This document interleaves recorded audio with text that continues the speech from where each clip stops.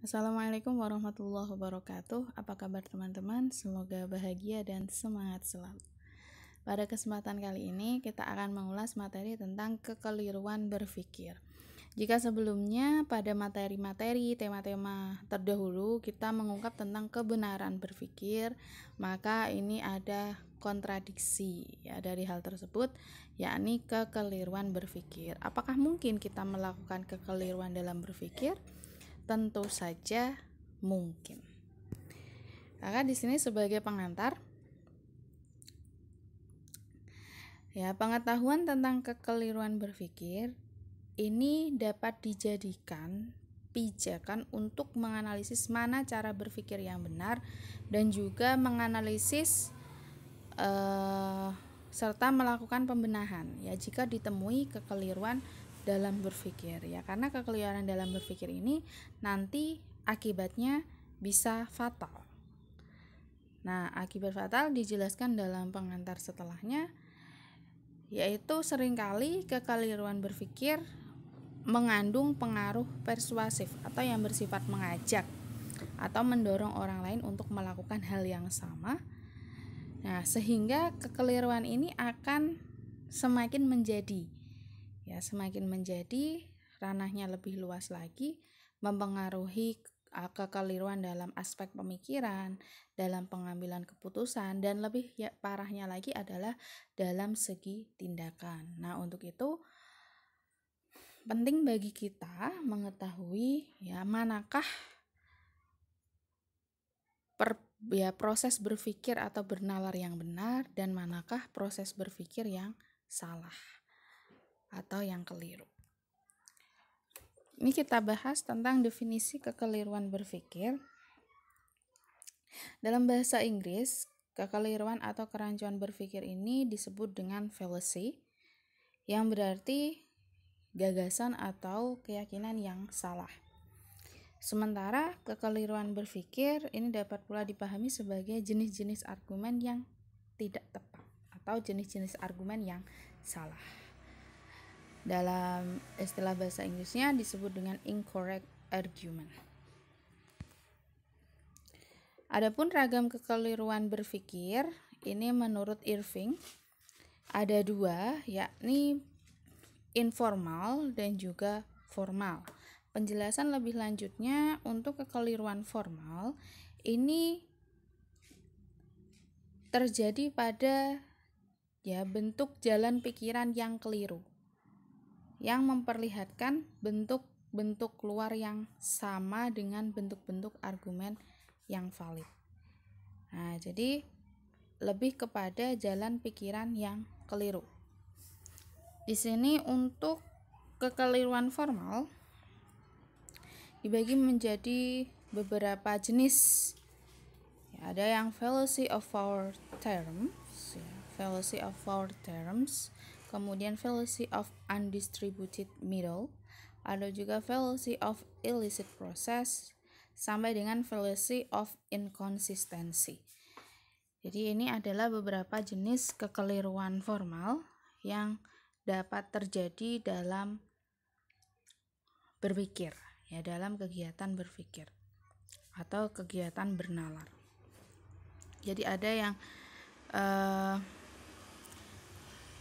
premis tengahnya itu tidak terdistribusi, ada juga yang kedua premisnya negatif, ada juga yang bersifat disjungtif, ya, kekeliruan disjungtif, ada juga kekeliruan dalam hal inkonsistensi atau ketidakkonsistenan dalam melakukan penalaran.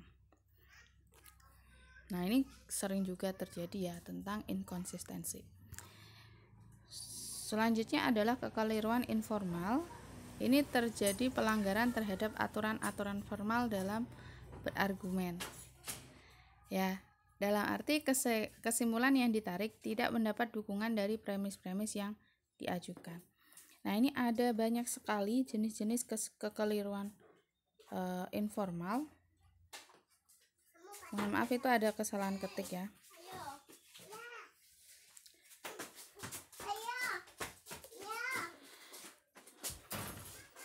Yang pertama ada fallacy of hasty generalization, kemudian ada fallacy of false hypothesis, ada juga fallacy of circular argument atau kekeliruan dalam argumen yang berulang-ulang atau berputar-putar dalam arti tidak diketahui substansinya apa.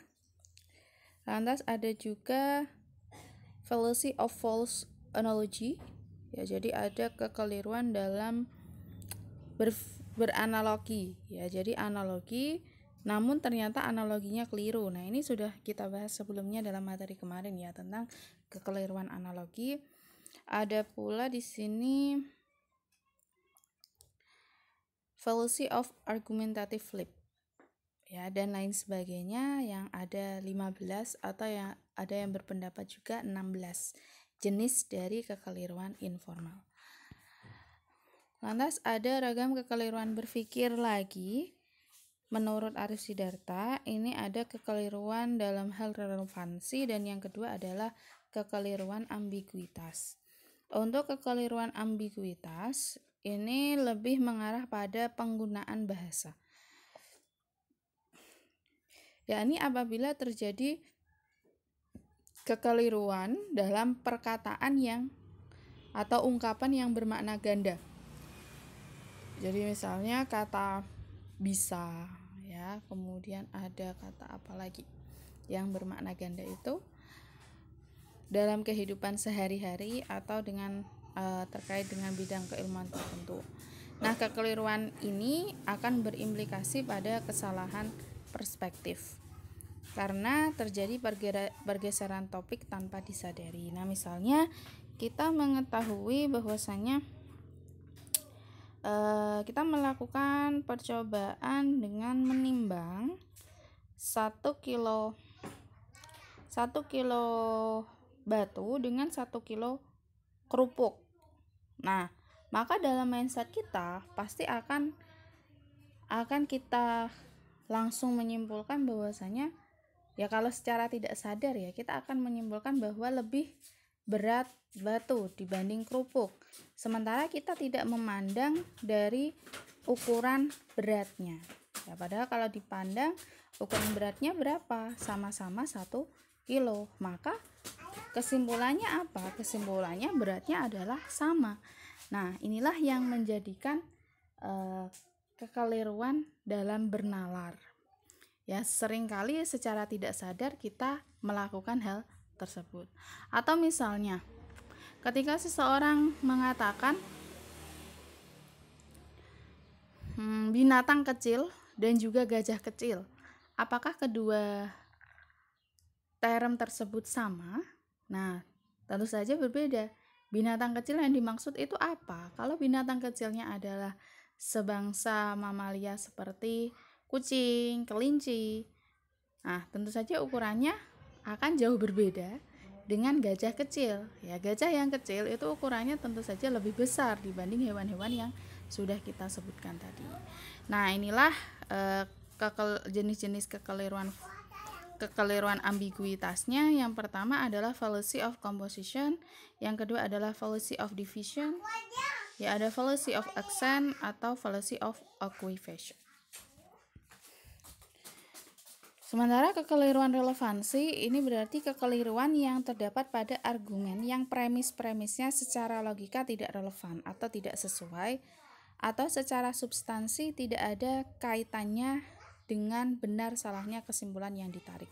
Jadi tidak ada relevansi, tidak ada keterkaitan, tidak ada kesesuaian antara premis-premis yang diajukan tersebut. Adapun jenis-jenis kekeliruan ini adalah sebagaimana kekeliruan yang terdapat dalam kekeliruan informal yang diusung oleh Irving M. Copy sebagaimana yang sudah kita bahas di atas.